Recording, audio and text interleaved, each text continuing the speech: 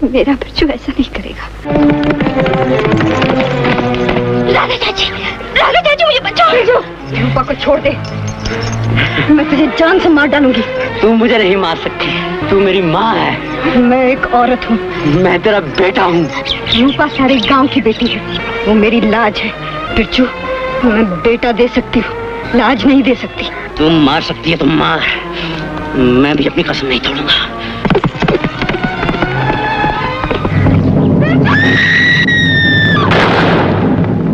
ये डायलॉग है film mother India का। इस फिल्म को 1958 में ऑस्कर के लिए नॉमिनेट किया गया था। इस फिल्म का नाम सुनते ही आपके दिमाग में पहला चेहरा नरगिस दत्त का ही आता है। नरगिस को 2 नाम दिए गए थे। उनकी मुस्लिम माँ जद्दनबाई उन्हें फातिमा के नाम से पुकारती थी, जबकि उनके हिंदू पिता ने उन्हें तेजस्वरी उत्तम चंद मोहन चंद नाम दिया था। संजय दत्त की जीवनी लिखने वाले यासिर उस्मान बताते हैं, जद्दन भाई उनकी माँ थी। She was the most prolific lady in Hindi cinema उस वक्त, क्योंकि वो फिल्में बनाती थी, प्रोड्यूस करती थी, डायरेक्ट करती थी, उसमें एक्ट करती थी, उसका म्यूजिक देती थी, उसमें सिंगर थी, मतलब वो सब कुछ करती थी। शो मैन तो हम राज कपूर को बाद में कहते हैं, लेकिन मुझे लगता है शो वुमन अगर किसी का खिताब तो वो जद्दन बाई को। और फिर उस घर में उस दौर के जितनी भी बड़ी शख्सियत थी, चाहे वो कमाल अमरोही रहे हों या के आसिफ से लेके दिलीप कुमार, बलराज सानी, तो सब वो आना जाना था। तो जब नरगिस बड़ी हो रही थी तो अपने आसपास ये माहौल देख रही थी। वो जो मरीन ड्राइव में उनका शटो मरीन बिल्डिंग हुआ करती थी उसमें, तो उस बैकग्राउंड से आके 5 साल की उम्र से फिल्मों में काम करने लगी थी। तलाशे हक से शुरू किया और फिर कई फिल्में एज अ चाइल्ड आर्टिस्ट की, और जब 14 साल की हुई तो महबूब खान की फिल्म थी तकदीर, उससे डेब्यू किया उन्होंने। और उस दौर में इंग्लिश स्पीकिंग एक्ट्रेस बड़ी कम हुआ करती थी, क्योंकि बहुत अच्छी फैमिली से आती नहीं थी। तो वहाँ से शुरुआत करके जिस मकाम पे गई, सुपरस्टार थी, बहुत बड़ी फीस लेती थी। काश मेरा ये ख्वाब सच्चा हो। तुम्हारे ख्वाब की ताबीर तुमको मिल गई। आप यहाँ? तुमने भगवान से प्रार्थना की थी ना, उन्होंने मुझे यहाँ भेज दिया। देखिए संभल कर, कहीं गिरना पड़िएगा। इश्क के मैदान में लड़ने वाले शहसवार गिरने से नहीं डरते। लेकिन मुझे डर मालूम होता है। ये डर जो है ना, ये तुम्हारी मोहब्बत की निशानी है। मेरी डोली को लाए कहार, मेरे जीवन का पहला सिंगार, मेरे जीवन का पहला सिंगार, मेरी सखियों को होगा मलाल। हुमायूं, मेला, अनोखा प्यार जैसी फिल्मों में काम करने के बाद नरगिस को राज कपूर के साथ आग फिल्म मिली। राज कपूर और नरगिस के पहली बार मिलने की भी एक दिलचस्प दास्तान है। राज कपूर उस वक्त सिर्फ पृथ्वीराज कपूर के बेटे के तौर पर जाने जाते थे और असिस्टेंट डायरेक्टर थे। जब अपनी फिल्म बनाने का मौका आया तो राज कपूर ढूंढ रहे थे स्टूडियो, उनको कोई ज़रूरत थी। तो उस वक्त फेमस स्टूडियोज थे, महालक्ष्मी रेस कोर्स के पास हुआ करते थे। वहाँ पर उनको पता चला कि जद्दन भाई अपनी फिल्म रोमियो और जूलियट की शूटिंग कर रही हैं, तो वो पहुँच गए कि मैं भी देख लूँ फेमस स्टूडियो। वो वहाँ नहीं मिली तो वो जद्दन भाई के घर पहुँचे। जो बेल बजाई तो नरगिस निकली, और वो जो फेमस सीन है बॉबी का कि उस वक्त पकौड़े तल रही थी नरगिस और उन्होंने अपने बाल माथे से हटाए तो बेसन लग गया, तो वो सीन राज कपूर को याद रहा। वो पहली मुलाकात थी। तो राज कपूर तो बड़े ड्रीमी थे उस सीक्वेंस के बारे में कि इतने साल बाद, 27 साल बाद बॉबी में उसको हूबहू उतार दिया डिम्पल के साथ। जो नरगिस का वर्जन है वो बड़ा कॉमिक है। अपनी एक दोस्त को बताया, नीलम को, कि एक नीली आंखों वाला मोटा पिंकी आया था।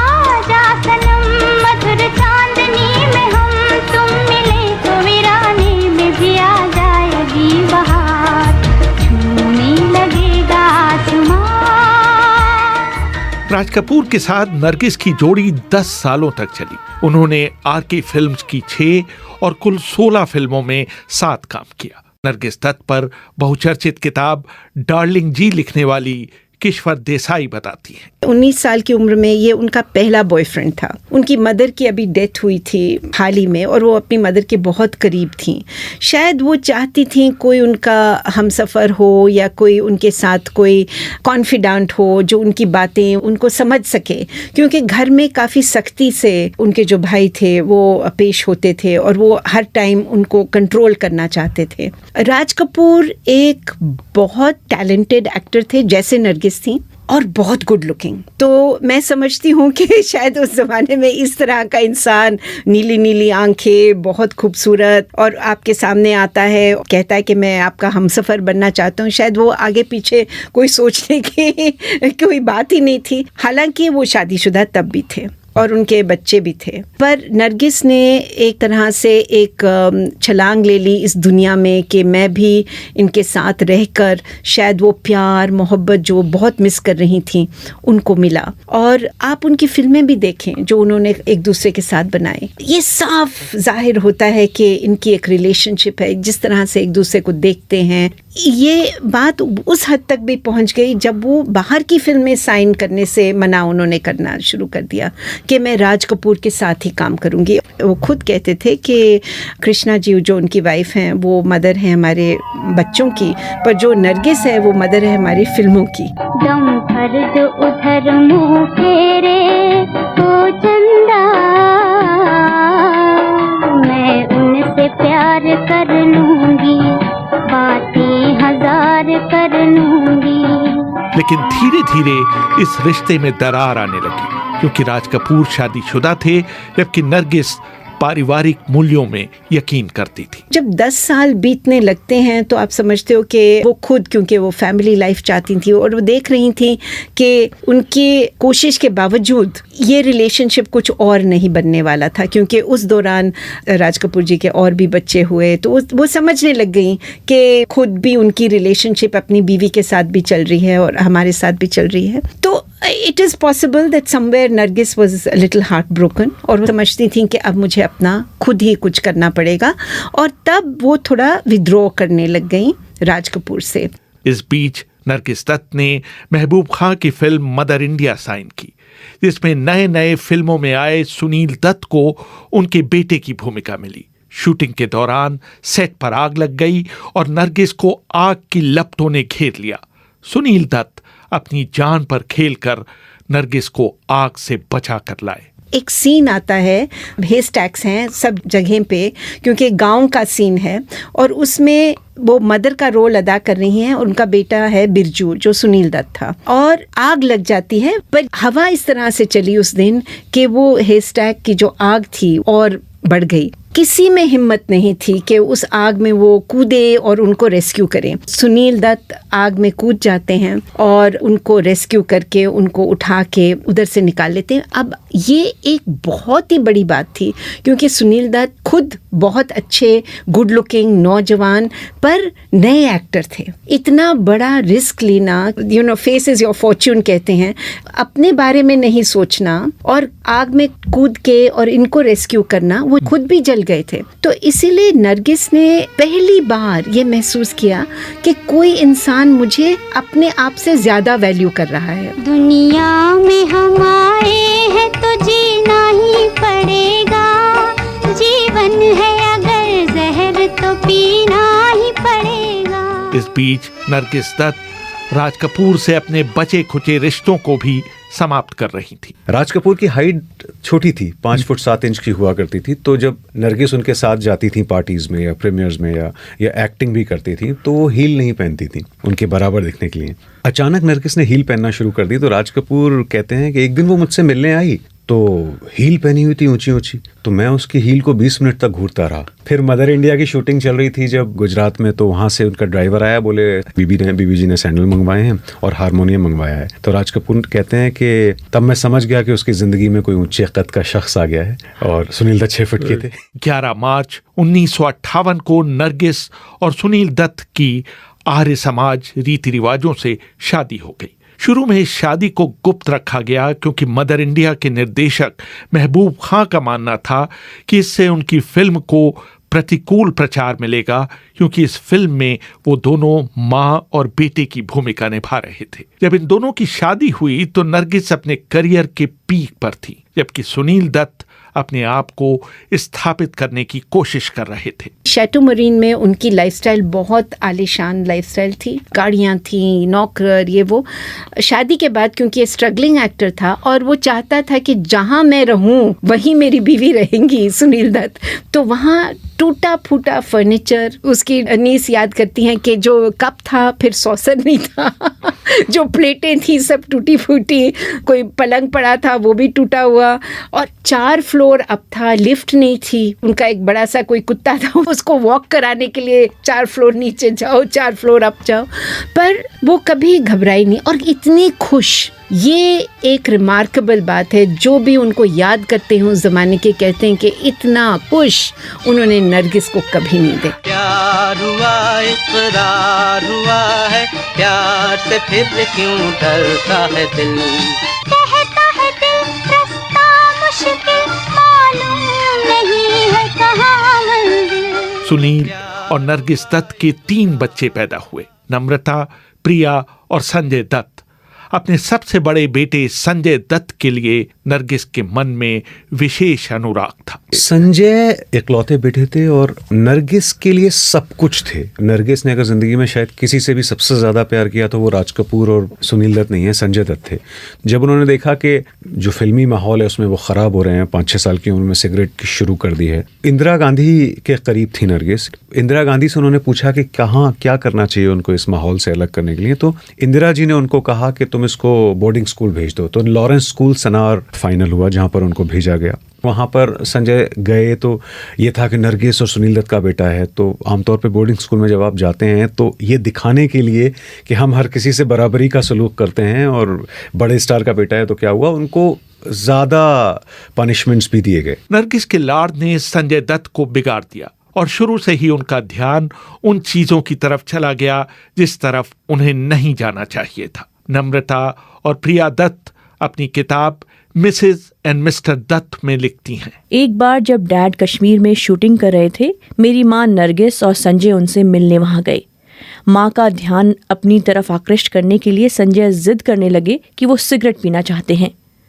संजय याद करते हैं, मैं इतना छोटा था कि माँ मुझ पर बहुत नाराज़ हो गई, लेकिन जब डैड शूटिंग के बाद आए तो उन्होंने कहा अगर ये सिगरेट पीना चाहता है तो इसे पीने दो। उन्होंने एक सिगरेट सुलगाई और अपने मुंह में लगा कर कहा मेरी तरह कश लो। फिर उन्होंने सिगरेट मेरी तरफ बढ़ा दी। उनका ख्याल था कि मेरा दम घुटने लगेगा और मैं सिगरेट फेंक दूंगा, लेकिन मैं पूरी सिगरेट पी गया। उस समय मैं 6 साल का रहा हूँगा। उसी दौरान जब संजय दत्त सनावर जा रहे थे तो उन्हें पता चला कि मशहूर लेखक खुशवंत सिंह का घर स्कूल के निकट कसौली में है। बाद में खुशवंत सिंह ने अपने कॉलम में लिखा, नरगिस और सुनील दत्त अपने बेटे के स्कूल के फाउंडर्स डे समारोह में भाग लेना चाहते थे। होटल में रहने के बजाय उन्होंने मेरी दोस्त फेमिना के संपादक गुलशन एविंग से पूछा क्या वो कसौली में मेरे बंगले में एक रात रह सकते हैं। हम दोनों की मुलाकात तय हुई। नरगिस मुझसे मिलने टाइम्स ऑफ इंडिया के दफ्तर पहुंची। चपरासी से लेकर संपादक तक हर कोई उनकी एक झलक लेने के लिए टूट पड़ा। हाथ मिलाने के बाद नरगिस ने अपनी फरमाइश मेरे सामने रखी। मैंने छूटते ही कहा आप मेरे घर में रह सकती हैं, लेकिन मेरी एक शर्त है, और वो ये कि आप मुझे सबको ये बताने का अधिकार देंगी कि आप मेरे बिस्तर पर सो चुकी हैं। नरगिस ने इस पर जोर का ठहाका लगाया और बोली अपना हाथ लाइए। कसौली से वापस आने के बाद वो मेरा शुक्रिया अदा करने के लिए मेरे फ्लैट पर आईं। वापस जाते हुए हम एक पान वाली की दुकान पर रुके। वहाँ किसी ने जोर से गुजराती में एक फिकरा कसा, सुनील दत्तनी जोरू छे। नरगिस के मुंह से उसके लिए ठेठ पंजाबी में गालियों का जो अंबार निकला वो मुझे अभी तक नहीं भूला है। उसकी खता थी कि उसने नरगिस के लिए जोरू शब्द का इस्तेमाल किया था। जहाँ मैं जाती हूँ वहीं चले आते हो, चोरी चोरी मेरे दिल में समाते हो, ये तो बताओ कि तुम मेरे जब संजय दत्त मुंबई लौटे तब तक उन्होंने ड्रग्स लेना शुरू कर दिया था। इसने नरगिस दत्त को तोड़ कर रख दिया। वो जब लौट के आए स्कूलिंग पूरी करने के बाद तो ड्रग्स, सारी ड्रग्स जो भी हो सकती हैं वो सारी ड्रग्स उन्होंने की। और नरगिस उनको कहती थी कि एक दिन मुझे मार देगा, ये किन हालातों में ये बर्बाद हो गया। अच्छा, नरगिस को अंदाजा था इसका या बाद में पता चला? नरगिस, सिर्फ नरगिस की बात नहीं है रियान साहब, क्योंकि उस वक्त ये सब होता था कि संजय कुछ लेते हैं, कुछ ड्रग्स लेते हैं, कुछ चरस गांजा लेते हैं, लेकिन संजय उस वक्त इंडिया में ड्रग्स आ रही थी नई नई और सब कुछ लेने लगी थी। बाथरूम बंद करके लेते थे तो नरगिस कहती थी कि बाथरूम बंद करके क्यों पड़ा रहता है है अंदर। तो नरगिस ने जितने लैचेस होते थे जिससे बाथरूम बंद ना कर पाए वो सब हटवा दिए थे। एक बार तो ऐसा वाकया है कि ये लोग डिनर एक साथ करती थी पूरी फैमिली, तो वो ड्रग्स लेके बैठे हुए थे और नींद में उनको ऐसा बेहोशी आई कि वो दाल की थाली में ही गिर गए संजय दत्त। तो बहुत बुरा हाल था और ये लोग समझ नहीं पाते थे, ये लोग बिल्कुल ही शरीफ लोग थे कि ये क्या ड्रग्स हैं, क्या किया जाए। ये हुआ कि इनको काम से लगाया जाए, तो फिर रॉकी लॉन्च की गई।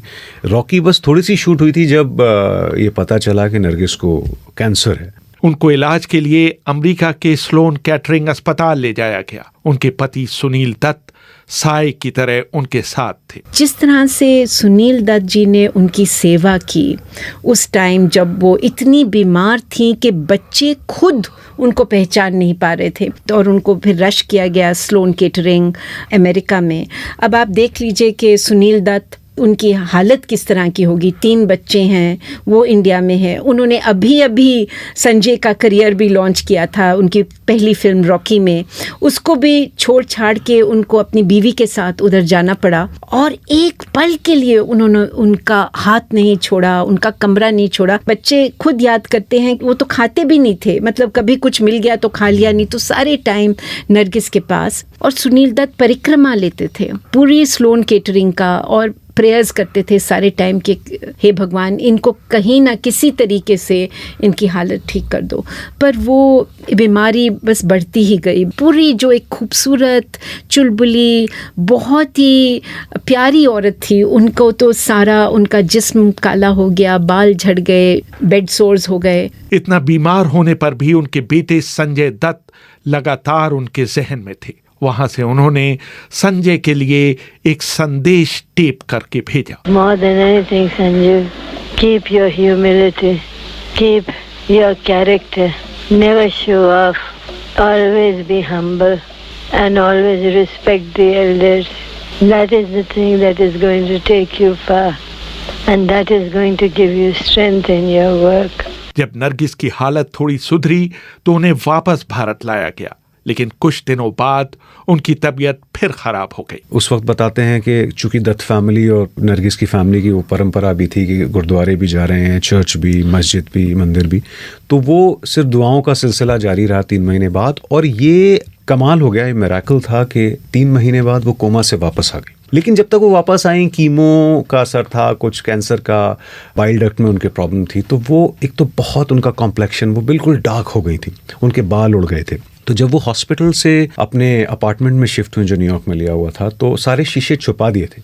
लेकिन कुछ दिन बाद कहीं से उनको शीशा मिल गया और वो जैसे उन्होंने अपनी शक्ल देखी वो फूट फूट के रोई है, ये बहुत रोई कि अब मतलब उनको उस दिन एहसास हुआ कि अब ज़्यादा वक्त नहीं बचा है। तो जो उनका इम्यून सिस्टम था, कैंसर फ्री तो वो हो गई थी, लेकिन इम्यून सिस्टम बहुत वीक हो गया था। तो किसी तरह डॉक्टर ने कहा कि अब आप इनको ले जाइए, तो उनको लाया गया। तो ये था कि मैं देखना चाहती हूँ कि रॉकी उस वक्त, क्योंकि रॉकी राज खोसला ने पूरी की थी, वो रॉकी देखने गई, उनको जो स्टूडियो उनके घर में हुआ करता था उसमें वो देखने गई। करीब 15 या 20 मिनट की देख पाई, इतनी थकान हो गई कि उनको वापस लाया गया। तो उन्होंने कहा कि इसको प्रीपोन कर दो और मैं चाहती हूँ कि मैं संजय की पहली फिल्म देखकर इस दुनिया से विदा लूँ। तो 8 मई डेट रखी गई। लेकिन रॉकी रिलीज होने के 5 दिन पहले ही नरगिस दत्त ने दम तोड़ दिया। उन्हें मुस्लिम तरीके से अपनी मां जद्दनबाई की कब्र के बगल में दफनाया गया। उनकी आखिरी इच्छा का सम्मान करते हुए रॉकी की रिलीज टाली नहीं गई। गंगा सिनेमा हुआ करता था जहाँ पर रॉकी का प्रीमियर हुआ, तो जाहिर है नरगिस के साथ अभी 4-5 दिन पहले ये हादसा हुआ था, तो और भी ज़्यादा तादाद में, आमतौर पे तो सुनील दत्त और नरगिस के थे ही इतने ताल्लुकात के आते लोग, लेकिन चूँकि नरगिस चली गई थी तो बिल्कुल 1 इंच की भी जगह नहीं थी। पूरी फिल्म इंडस्ट्री मौजूद थी उस प्रीमियर पे, सब देखना चाहते थे। E15 करके सीट थी जो नरगिस के लिए खाली रखी गई। एक तरफ संजय दत्त बैठे, एक तरफ सुनील दत्त, और वो जब फिल्म चलती भी थी तो वो एक दूसरे की तरफ देखते थे, फिर खाली सीट की तरफ। किसी ने आके पूछा भी कि यार आपके पास एक सीट खाली है, तो सुनील दत्त ने कहा कि नहीं, this is my wife seat. जैसे ही फिल्म ख़त्म हुई तो सब लोग खड़े हुए, स्टैंडिंग ओवेशन दिया, बहुत तालियों की गूंज थी। बट संजय दत्त के लिए जो तारीफ़ और जो मायने रखती थी सबसे ज़्यादा, वो तारीफ़ उनको नहीं मिली क्योंकि वो जा चुकी थी। रेहान फजल, BBC, दिल्ली।